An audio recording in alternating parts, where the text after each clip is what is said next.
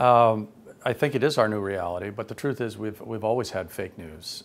You know, it's been impacting politics and business since the dawn of time. Now the issue is how rapidly it proliferates, or the contagion, and where you now have mainstream voters making choices based upon things that may or may not be true. Let's not forget, we live in an environment where consumers will seek their own medical diagnoses online based on what some fool in their bedroom may have written on the internet. So it's no surprise that those same consumers are susceptible to stories that are written which might be sensational. We've got two problems really. One is that consumers will rely on that news in the same way that they rely on medical advice given by a layman online. The other issue is the financial model, which very much favours the production of fake sensational news stories. I think that in many respects, sort of corporate entities, other sort of organizations that are legitimate are generally behind the game. You know, it is a fast-moving environment, certainly in the digital space.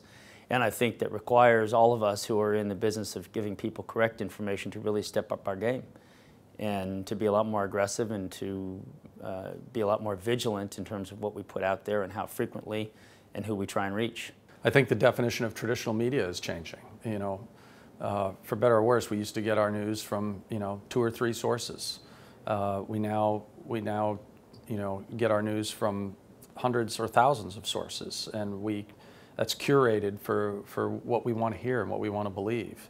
I think what we're seeing is the major tech companies and the big media organizations now starting to react to them.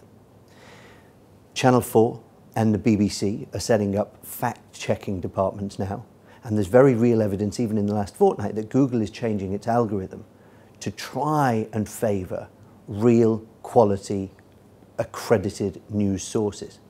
Now hopefully alongside the efforts of the tech companies and the traditional media organizations, what the Trump election, what the US election might have done is achieved an increasing awareness in consumers' eyes that fake news exists and that it is a problem. And what we might see in time is a return to consumer trust in established news titles.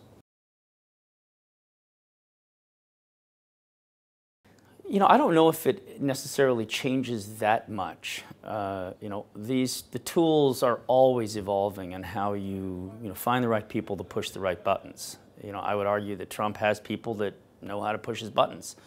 You know, the new thing from the sort of comms, public affairs, lobbying perspective is nobody knows who they are. Well, some people do, but I mean, this is not a known entity, not someone who's been involved in politics for a career, where you can figure out, you know, who are the right people to reach. So this is going to be a learning curve for a lot of people, which isn't necessarily a bad thing. Well, the definition of grassroots is always evolving, right? It used to be bags of mail, and then it was call centers, and then the internet came along.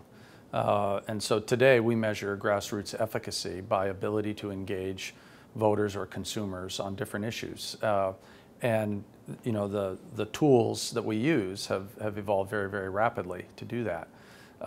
So companies that are on the cutting edge are taking advantage of those tools and staying on pace with what's happening really in the private sector markets and the commercial markets.